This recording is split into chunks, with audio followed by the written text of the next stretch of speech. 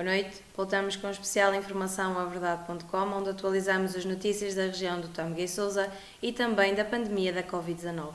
Iniciamos o programa de hoje com uma entrevista com o Presidente do Conselho de Administração do Centro Hospitalar do Tâmega e Sousa, Carlos Alberto, que analisa a situação no CHTS.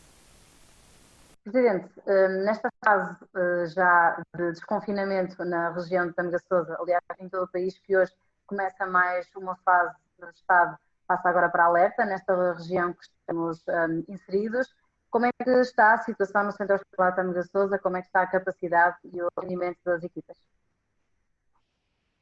Bem, eu antes de mais queria dar nota da tranquilidade que a população pode sentir relativamente à forma como as coisas têm estado a ocorrer. Felizmente não é para parar, não é para perder os cuidados, mas pelo menos dar nota do seguinte: nós hoje só temos 2 doentes internados de Covid. Portanto, o que significa que houve verdadeiramente uma diminuição tremenda nos últimos tempos. Nós chegámos a ter, só para recordar, nós chegámos a ter quase 80 doentes internados em simultâneo aqui no hospital. Então, hoje temos 2 doentes. Portanto, desse ponto de vista, a situação é relativamente, digamos, tranquila para o nosso funcionamento habitual. Agora, isto não significa que não tenhamos que manter todos aqueles cuidados, porque estamos a ver pelo país uma série de acontecimentos que não nos tranquilizam, digamos assim. Mas aqui no nosso centro hospitalar, nós para já não temos nenhum doente em cuidados intensivos Covid, temos só 2 doentes, como digo, em internamento normal.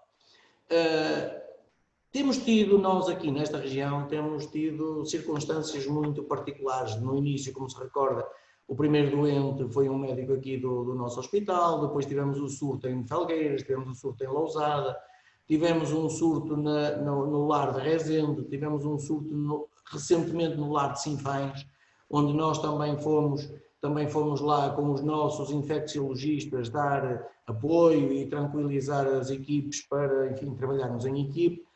Agora, recentemente, tivemos notícia do primeiro preso em Portugal ser também na cadeia de Passos Ferreira, mais uma vez na nossa região, e, portanto, temos sempre que estar preparados para todos os acontecimentos que possam surgir, não é? Agora, obviamente que hoje já estamos numa circunstância muito diferente da que estávamos no início. Temos as equipes muito mais treinadas, muito mais preparadas, já não estão tão inseguras como estavam no início, porque objetivamente no início as equipes estavam muito inseguras, muito intranquilas, porque não é um vírus desconhecido, é uma realidade nova e, portanto, tudo isto era necessário trabalhar com todo o cuidado. Hoje as equipes estão mais preparadas, já não há aquela corrida desenfreada com falta de máscaras, falta de equipamentos, falta de tudo isso.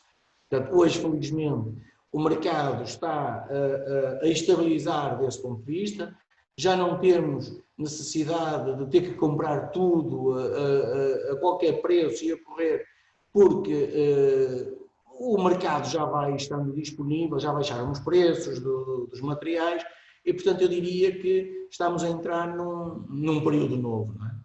Sim. E relativamente à retoma das consultas, do processo normal e habitual do hospital, como é que está a decorrer? O nosso hospital, nós, digamos, temos tido uma certa ousadia e penso que isso é visível da parte da população, nós temos tido uma certa ousadia na tentativa de irmos melhorando sistematicamente a qualidade assistencial e o nível de prestação que temos. Nós, o ano passado, tínhamos feito um esforço muito grande no fim do ano para recuperar as listas de espera para cumprir o objetivo da tutela. Nós tínhamos, sobretudo nas consultas, nas cirurgias, apesar de tudo, tínhamos uma situação razoavelmente estável, mas nas consultas tínhamos 3 ou 4 especialidades com muita dificuldade. E fomos, para cumprir os objetivos da tutela, fomos fazer um caminho de grande recuperação nos últimos meses do ano, para chegarmos a 31 de dezembro com todas as listas abaixo de um ano em espera. E conseguimos fazer isso. Enfim, houve alguns hospitais do país que conseguiram, mas nem todos conseguiram. E nós podemos nos dar por satisfeitos desse ponto de vista. E, portanto, a população teve também, digamos, essa resposta. Quando começamos 2020, e ainda antes do Covid, nós tínhamos estabelecido internamente, porque essa tem sido sempre uma grande marca de credibilidade do nosso hospital, que é, junto da tutela, fazer primeiro e pedir depois. E, portanto, quando nós fazemos isso, eles na tutela têm sempre uma forma de olhar para nós muito mais respeitosa, muito mais credível, não é? E, portanto, o objetivo que estabelecemos internamente foi um objetivo que, para 2020, ainda antes do Covid, como digo, nós tínhamos definido estabelecer, chegar ao fim de 2020 com 9 meses de tempo de espera nas listas. O que significava aqui uma redução muito significativa, porque pode não parecer, mas passar de 12 para 9 meses num ano só é uma redução muito significativa. Sendo que a tutela estabeleceu para 2020, como objetivo global do país, reduzir nas consultas para 9 meses e manter nas cirurgias os 12. Portanto, ou seja, nós tínhamos estabelecido um objetivo que era melhor do que o que tínhamos o ano passado e melhor ainda, mais ambicioso do que a tutela tinha definido. Veio o Covid e, naturalmente, janeiro e fevereiro ainda foram meses onde a nossa atividade ainda foi muito boa, muito razoável, porque vínhamos com o balanço, digamos assim, dos últimos meses do ano passado e os nossos profissionais continuaram a trabalhar a bom ritmo. Com a pandemia a chegar em março, março, abril e maio foram meses onde tivemos ali, com a suspensão da atividade, tivemos ali uma redução relativamente importante. Mas nós, mais uma vez, dissemos, não vamos ficar parados porque a nossa população precisa de resposta. E então o que é que fizemos? Internamente voltamos a refazer os nossos objetivos e dizer assim, apesar do Covid, e esperando, vamos lá ver, esperando que não haja um segundo surto, que não haja uma coisa inesperada, não é? No contexto atual, e se formos capazes de manter isto, nós a partir de 1 de maio começamos a retomar a atividade. E, portanto, maio e junho já foram 2 meses de retoma da atividade, onde já estamos a um ritmo, ainda não estamos exatamente como antes do Covid, mas já estamos lá muito perto. E, portanto, o que é uma situação muito boa a nível nacional, porque nem todos os hospitais estão a conseguir este patamar de desenvolvimento. Não é? Há alguns que já estão, mas nem todos estão a fazer. Os nossos profissionais aceitaram este desafio e, portanto, o que é que estamos a fazer?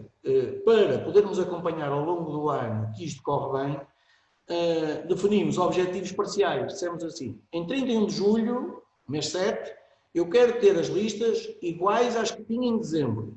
Ou seja, eu tenho que recuperar até 31 de julho aquilo que perdi para manter as listas a 12 meses que tinha em dezembro.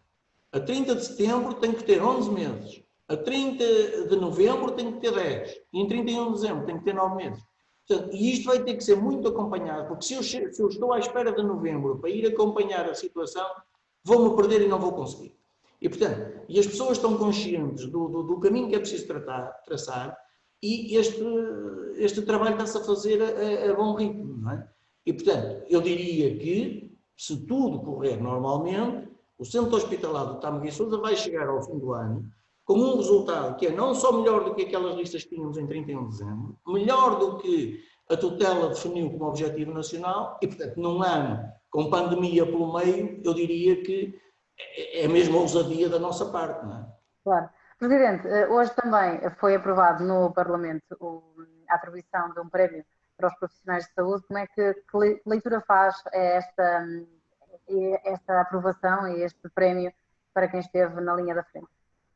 Sabe que eu acho que este é um momento, está-se a aproveitar um momento para fazer isso. Eu acho que a saúde e o SNS, e, portanto, tem que ser reconhecido sempre. Não é só agora porque houve a pandemia, não é só agora porque houve a pandemia, não é? Portanto, eu sempre disse, eu não sou muito dado a euforias em tempo que corre bem, nem em catástrofes quando corre mal. Portanto, eu acho que nós temos que ter aqui uma certa racionalidade. Objetivamente, o SNS e os profissionais são o SNS, porque o SNS, enquanto tal, não existe sem os profissionais. Portanto, os profissionais são, de facto, o maior património que nós temos na defesa do bem maior que é a nossa saúde. Agora, eu não estou nada seguro, sequer a minha opinião, e, portanto, eu tenho dito isto várias vezes, a natureza humana não nos deixa confiantes, pelo menos a mim não me deixa. Todo este movimento de solidariedade, do bater palmas aos profissionais, das homenagens, etc. que é feito numa altura em que as pessoas estão emocionalmente fragilizadas, em que está tudo com receio, num instante vir ao contrário. E, portanto, não se espante que daqui a umas semanas ou uns meses tenhamos, por um lado, manifestações de rua de profissionais a querer melhores condições e de pessoas a contestar o exercício dos profissionais. Não se espante que as redes sociais sejam invadidas, mais uma vez. Até aqui estava toda a gente a bater palmas, mas não se espante que mais dia, menos dia, tenha as redes sociais outra vez a insultar, a dizer a denegrir a imagem do SNS, etc. Porque, infelizmente, as pessoas têm memória muito curta e não conseguem levar uma linha de raciocínio linear e permanente à volta disto. Portanto, para responder à sua pergunta concretamente, acho que se deveria fazer uma avaliação muito concreta do que são as condições ideais para permitir aos profissionais trabalhar de uma forma intensa e empenhada no SNS. Dar aos profissionais, eventualmente, condições para trabalhar em exclusivo, se calhar no SNS, e permitir uma vida que seja diferente daquela que é hoje, porque temos alguns turboprofissionais que andam de um lado para o outro a querer melhorar as condições de trabalho e nem sempre isso significa melhor prestação, nem qualidade de vida para eles. Portanto, eu diria que sim, ok, é bom neste momento excepcional, mas isso não resolve o problema estruturalmente. Porque nós continuamos, repare, nós fizemos este combate do Covid, para lhe dar um exemplo, com 2 infecciologistas. Eu tenho dito que verdadeiramente o centro hospitalar do Tâmega Guia Sousa andou a caçar com gato, porque nós não tínhamos os cães que tinham, os cães no bom sentido, se me faço perceber, não é? Não tínhamos os instrumentos de ataque que tinham os grandes hospitais centrais. Nós víamos aquelas reportagens na televisão do São João, do Santo António, com 20 infecciologistas, 30 infecciologistas, e nós no Tâmega Guia Sousa, com uma população de 520 mil pessoas, estávamos a fazer com 2. E 2 que são recentes, porque nós há 2 anos tínhamos 0 infecciologistas nesse centro hospitalar. E, portanto, há um conjunto de situações muito mais ampla de resposta estrutural no SNS do que propriamente esse subsídio. Ou seja, é bom, sim, é um reconhecimento, está bem, mas isso não resolve só por si, que é a questão essencial e em que todos devíamos aparecer enquanto sociedade a defender o SNS. Para terminar, Presidente, e também estando aqui com este poder, enquanto Presidente do Conselho de Administração do CHTS, deixar aqui conselhos para o verão. No fundo, percebermos, através de quem está próximo dos profissionais de saúde, que está a liderar essa equipa, que conselhos é que nós podemos dar? As pessoas podem aproveitar o verão, podem sair, qual é o comportamento que as pessoas devem ter nesta altura? Vamos lá ver, eu não sou cada macaco no seu galho, eu não sou propriamente especialista em saúde pública e não sou eu que sou a pessoa certa para dar os conselhos. Agora, obviamente que eu sou o máximo defensor da ciência. Portanto, muitas das vezes anda muita gente a dar opiniões acerca das coisas, muitas das vezes completamente desinformado e portanto, eu não sou nada adepto disso. Nós devemos seguir o que são as boas práticas, o que são os conselhos que são dados. Sendo, além disso, uma situação nova, uma situação em que ninguém no mundo estava preparado, que é outra coisa que também é muito importante perceber, é muito fácil de bancada e a posteriori dar palpites, dizer coisas, mas verdadeiramente lidar com um processo no terreno e uma realidade nova que ninguém conhecia é extraordinariamente difícil. Dito isto, eu acho que todas aquelas sugestões e recomendações que têm sido feitas de manter o afastamento social, não há nada que diga que as pessoas não podem ir à praia, que as pessoas não podem andar de autocarro, que as pessoas não podem sair. Agora tem é que ter os cuidados que têm sido ditos. Não é possível continuar a olhar e ver as pessoas nos bares sem máscara, avolumados uns em cima dos outros. Enfim, isso não é possível, porque mais tarde ou mais cedo a fatura vai-se pagar. Não é? Da mesma maneira que é preciso que os profissionais nos seus sítios de trabalho, nos sítios para onde vão, porque depois há aqui com esta circulação permanente das pessoas de casa para o trabalho, trabalho para casa, Se não se contaminam no trabalho, contaminam-se em casa, depois trazem a contaminação para o trabalho e, portanto, tudo isto é preciso ter muita cautela em todos os sítios, quer em casa. Às vezes temos também problemas porque as casas não têm as condições que seriam as ideais. É preciso adaptar porque, de facto, nós não vivemos num mundo perfeito. E depois, no mundo do trabalho, também ter as cautelas, não estarem, manter o afastamento, usar máscara, porque as máscaras hoje parece-me que são já algo dado como adquirido, pelo menos enquanto não tivermos vacina e o medicamento para tratar a doença. E, portanto, se todos nós tivermos esse cuidado, acho difícil que alguém se vá contaminar no autocarro se todos levarem máscara. Independentemente de estarem mais próximos do que seria o ideal, porque todos sabemos que não vamos ter um autocarro só para 10 pessoas, porque isso não existe, esse mundo é um mundo ideal que não existe. Nós temos que viver no mundo real.